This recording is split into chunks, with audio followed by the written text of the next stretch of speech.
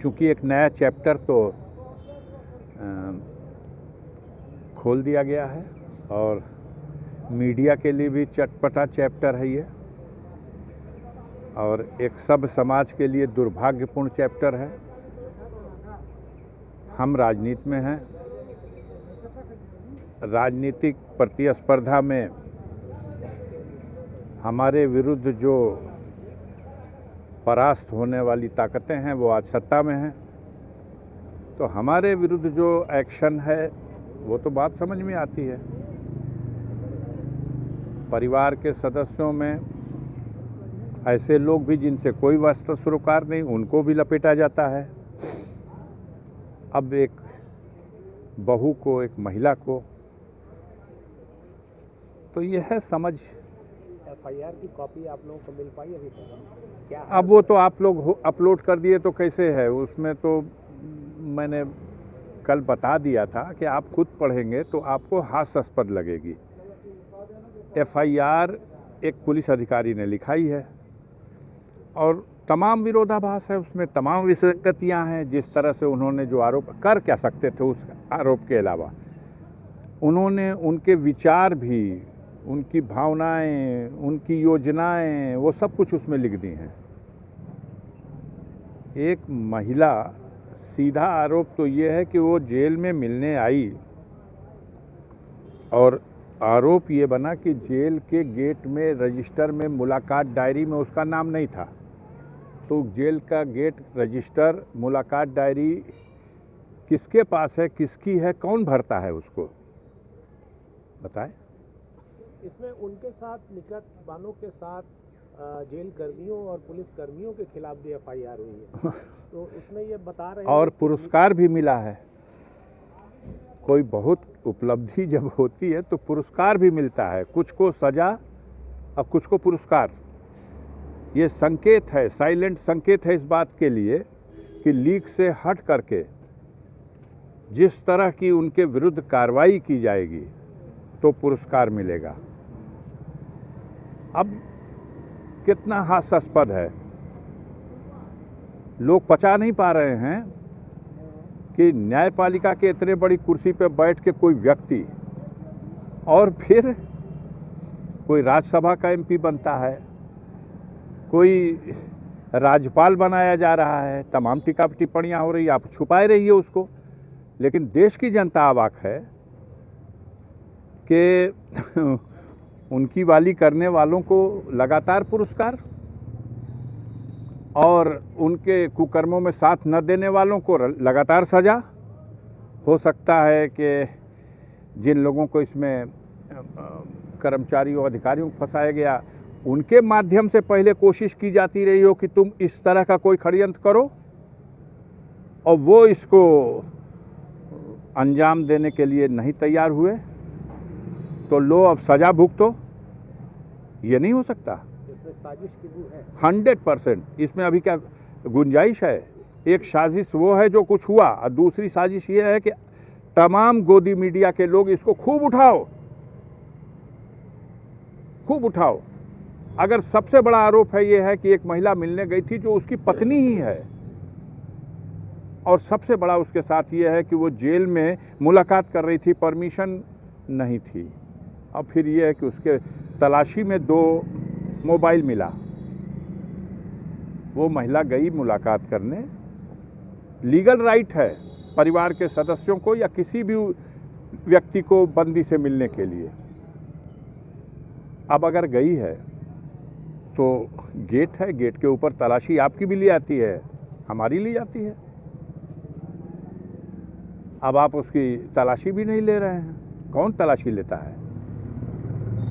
आप ही का तो हैंड है वो। एक पत्नी अपने पति से मिलने जाती है, नहीं, पत्नी पति से या मित्र से या दोस्त यार से, कोई भी किसी से मिलने जाता है, गेट के ऊपर उसको एंट्री होती है, लिखा पढ़ी होती है, और सप्ताह में 3 दिन विचाराधीन बंदी से मुलाकात के लिए अनुमति होती है।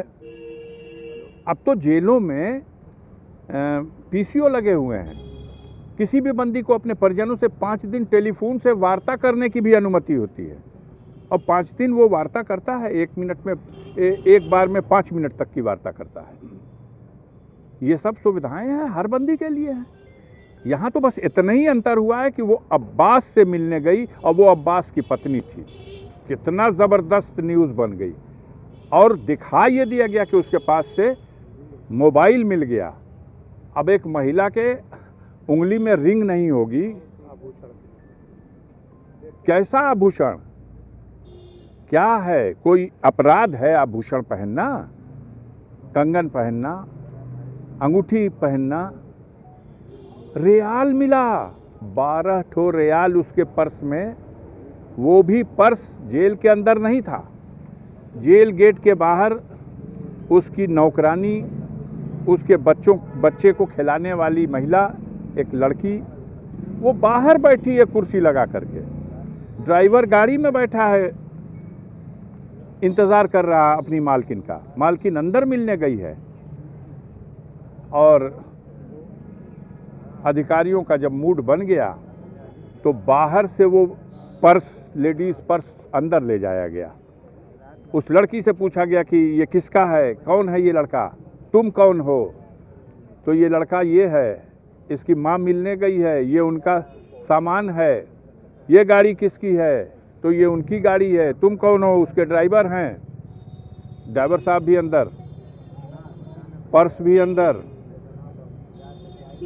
अपने राजनीतिक जीवन में इस तरह का घटनाक्रम आपने? मैं बस इतना जानता हूं कि माननीय सर्वोच्च न्यायालय ने जितनी भी धाराएं लगी हुई हैं, उन धाराओं में 7 साल से अधिक की कोई सज़ा नहीं है। और इसके संबंध में आप भी जानते हैं, यहाँ भी कचहरी में, हिंदुस्तान के किसी भी कोर्ट में अगर कोई ज़मानत मांगता है तो ऐसे आरोपी को ज़मानत देनी है, दे देनी चाहिए। इसके खिलाफ कोर्ट जा रहे हैं और वो एक महिला है, उसमें आप तो छाप रहे हैं कि उसका 16 तारीख को सुनवाई लगी है। कोर्ट कोई गया होगा तभी तो कोर्ट में उसके बेल की दरखास्त पड़ी है, उसी दिन दे देना चाहिए था बेल। आपके घर की पैमाइश 7 ही साल की। सांसद जी, आपके घर की भी पैमाइश हुई है? हमारे घर की पैमाइश तो हमारी पैमाइश करते करते थक गए। घर की पैमाइश, दुकान की पैमाइश, खेत की पैमाइश, खलिहान की पैमाइश, बाग बगीचे की पैमाइश होती रहेगी। जनता इनकी पैमाइश करेगी, इनकी सरकार की पैमाइश करेगी। 2024 में सफाया निश्चित है।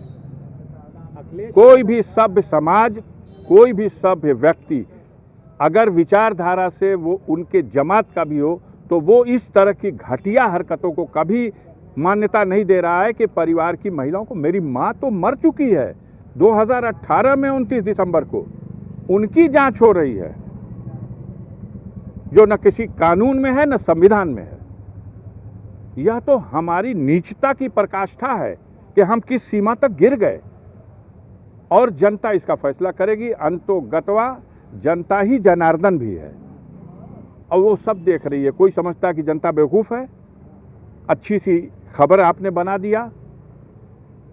हमारे परिवार को आज की डेट में आपने जिस तरह से परोसा है, और उस परिवार का इतिहास और उस परिवार का वर्तमान पूर्वांचल की जनता जानती है। देश की आज़ादी की लड़ाई में मरने मिटने वाले, सीमाओं पर मातृभूमि की रक्षा में बलिदान देने वाले परिवार के सदस्यों को, महिलाओं को, बच्चों को इस तरह से